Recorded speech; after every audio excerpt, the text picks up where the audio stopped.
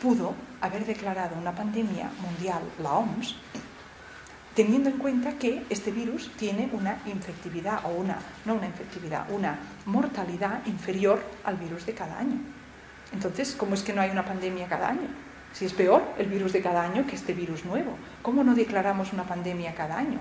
Bueno, pues muy fácil, la respuesta es que en el mes de mayo de este año, en el mes de mayo de 2009, la OMS cambió la definición de pandemia y pasó de concebir una pandemia como una infección por un agente infeccioso simultáneo de diferentes países a la misma vez, con una mortalidad significativa de la proporción de población infectada, eliminó de la definición esta característica de la mortalidad.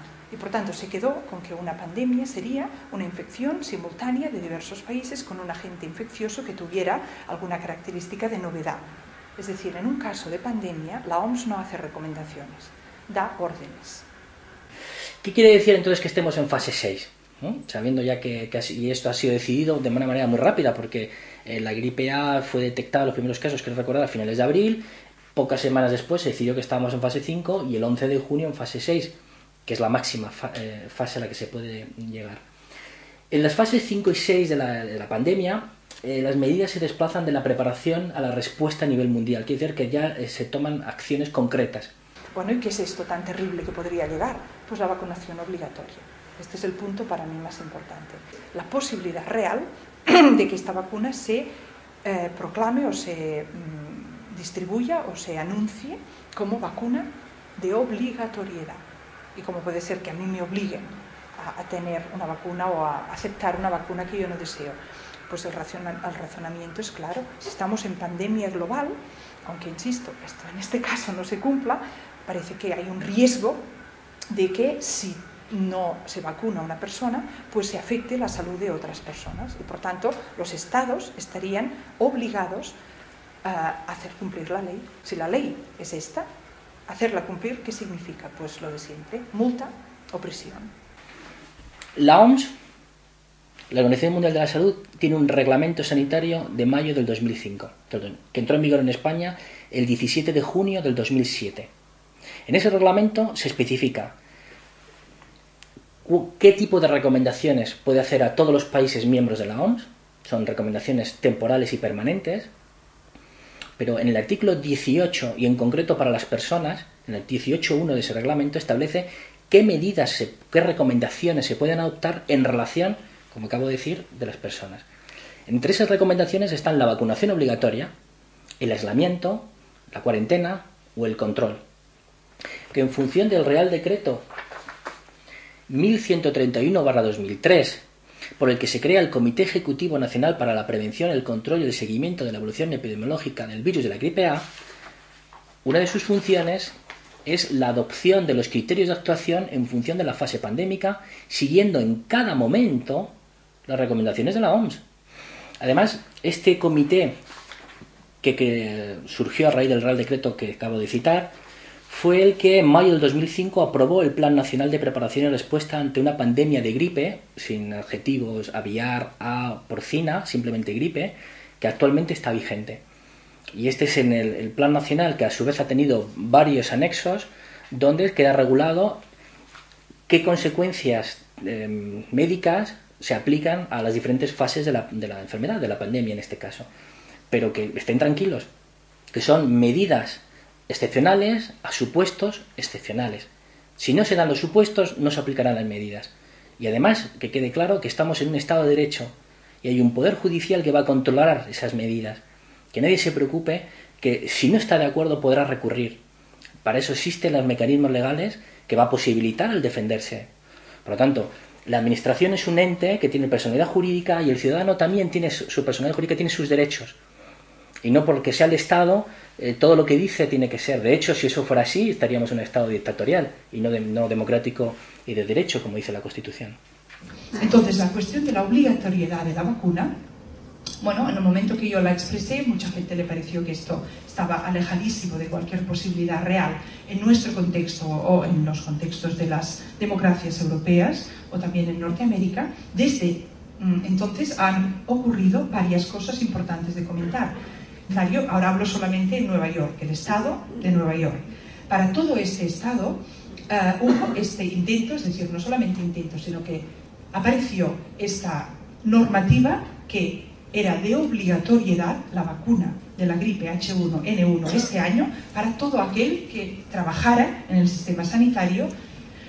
Entonces, cuando esto ocurrió, hubo enseguida una reacción, que también aquí los medios de comunicación no nos la han mostrado mucho, pero una reacción en contra, y hubo unas manifestaciones, y sobre todo hubo, por parte de un grupo de 3 enfermeras en el norte del estado, y luego en Nueva York mismo una enfermera como caso individual, que lo que hicieron fue interponer un recurso de anticonstitucionalidad de esta normativa, porque a nadie pueden obligar, porque la cosa era obligar o bien despedir, ¿no? Quedarse sin trabajo.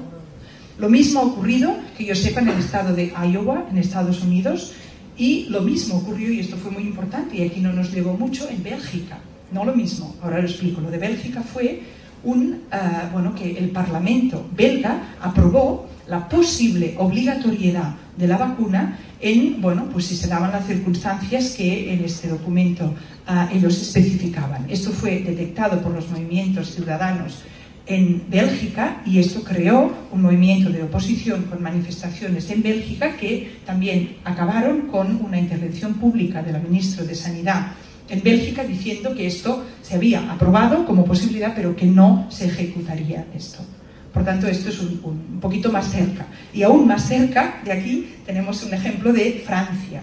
En Francia lo que ocurrió fue que se intentó lo mismo de la obligatoriedad, pero en este caso aplicado a los policías. En este caso, los policías se pedía o se decretaba esta obligatoriedad para los policías y sus familias. Y esto tampoco se ha ejecutado. Es decir, que de este tema de la obligatoriedad, lo que les puedo decir hoy, lo resumen, lo más importante es que, y un tercer dato, es que en Alemania, que es donde yo estoy viviendo ahora, esta semana pasada el semanario Bild, o el periódico Bild, ¿no?, que es como uno de los más importantes de circulación, hizo una encuesta a la población alemana, una encuesta de muchos sujetos encuestados, sobre qué les parecería la vacuna obligatoria.